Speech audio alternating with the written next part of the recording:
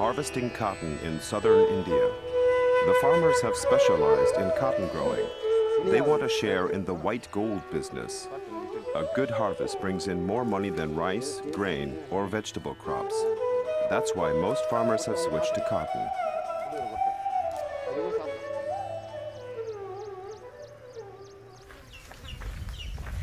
A cotton belt is stretching across southern India. The people in this region have become dependent on a good harvest, on the fruits of their labor.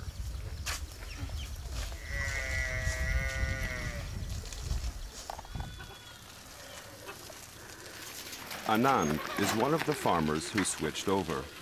He gave up traditional agriculture and hopes to make a lot of money fast. Things look good for him. He inherited his farmland from his father, so he doesn't have to pay fees to a landowner, like so many farmers in the area. Anan remembers how it all started.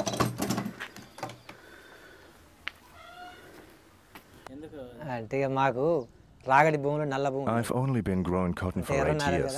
At the beginning, I was sure that the soil on my fields wasn't good for cotton, but all the other farmers were making a good living from cotton, and they all talked me into doing it too.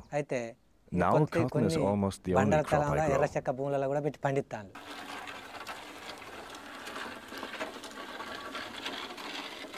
Day after day, Anan works in his fields, tending to his crop. His most important tool is the canister with the pesticide. Last year, 2/3 of the harvest were destroyed by worms. He tried to kill the pests with insecticide, but it didn't have any effect. The worms had grown resistant to the poison, and they survived. The failed harvest was the ruin of many farmers. Anan lives with the fear of meeting the same fate. He couldn't withstand another crop failure, so he sprays his plants every day and after every rain. The poison doesn't just land on the plants, it lands on his skin too. The pesticide is called monocroptophos, a phosphor-organic substance that is dangerous for humans.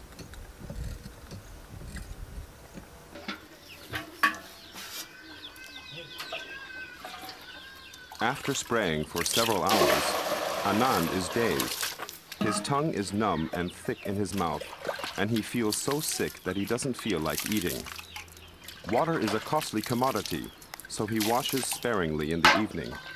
But cold water can't wash the poison off. Inevitably, it works its way through the skin into the body. But Anan doesn't give it much thought.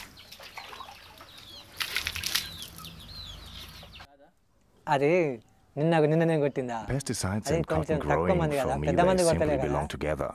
We use a lot of pesticides, but monocroptophos isn't dangerous. I don't need to protect myself from it. Cypermethrin and endosulfan, they are dangerous. He lets his wife bring the really dangerous pesticides. I see, so monocroptophos is not so dangerous. He doesn't know what's printed on the containers. He never learned to read. Neither does he know the meaning of the red triangle with the skull. The American woolworm and other pests have long become resistant to most poison. Many pesticides should actually be taken off the market. Instead, they continue to be sold. Some farmers think that if they use double the amount of pesticide, they'll be able to kill off some of the pests. The cotton farmers rent expensive motorized sprayers to spread pesticide over the fields from morning till evening. They don't wear face masks or protective clothing. The hum of the spraying machines belongs to the noise of everyday life in India's cotton belt. The poison also lands on the cornfields, thus working its way into the food chain.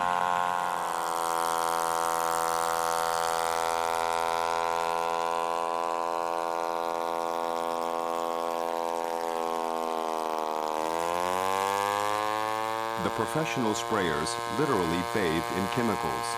Their clothing is soaked through. With every breath, the poison is drawn into their lungs. Their tongues become numb.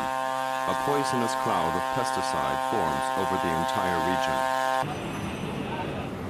Nowhere else are such quantities of chlor and phosphor organic chemicals sprayed as in the cotton belt. Every kind of insecticide is available here. Even highly dangerous products like the cancer-inducing lindane are sold over the counter. In Europe, these pesticides have been banned for years because of their deadly effect on humans. But in India, business is booming.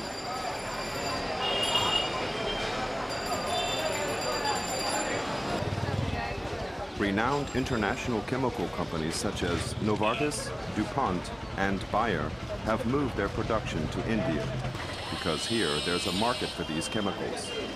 Bayer's pesticide sellers in India know about the ban in Europe, but business is business.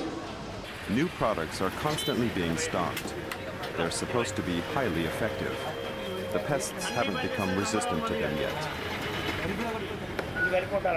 Anan also needs more effective chemicals.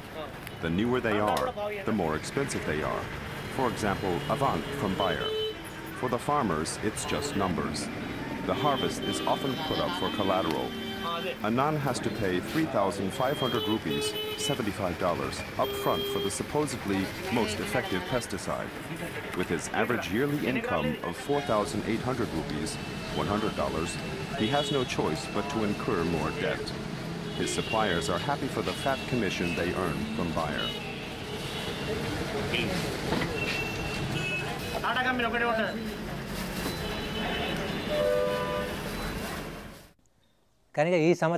Last year, the green worms ate my harvest.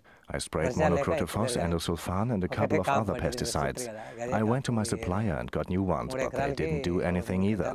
Now I'm using Avant, but it's expensive, so now I've got a lot of debt. But the supplier wants his money, whether or not the pests destroy another crop. When the farmers run out of cash, they can buy pesticide on credit. Their debts grow too large to count. The last bit of land has been pawned. All that remains is doubt. Last year alone, 700 farmers committed suicide. They drank the poison that couldn't kill the pests. I lost my son. He drank insecticide to kill himself. I always warned him about getting into the cotton business. We are poor now. We've lost our land. My son left a wife and children behind. How are we all supposed to go on?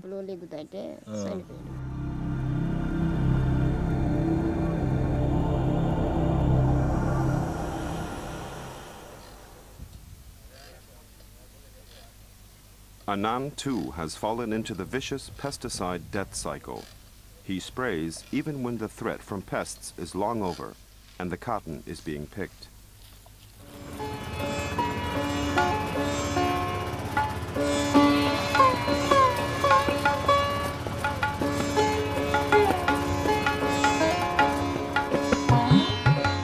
When the cotton has finally been harvested, Anan drives full of hope to the cotton market in Varangal. This year, he has 2 sacks to sell freely on the market. The rest of the harvest has been claimed by his lenders. He's caught in the pesticide cycle. He has to go on. There are many more farmers like him.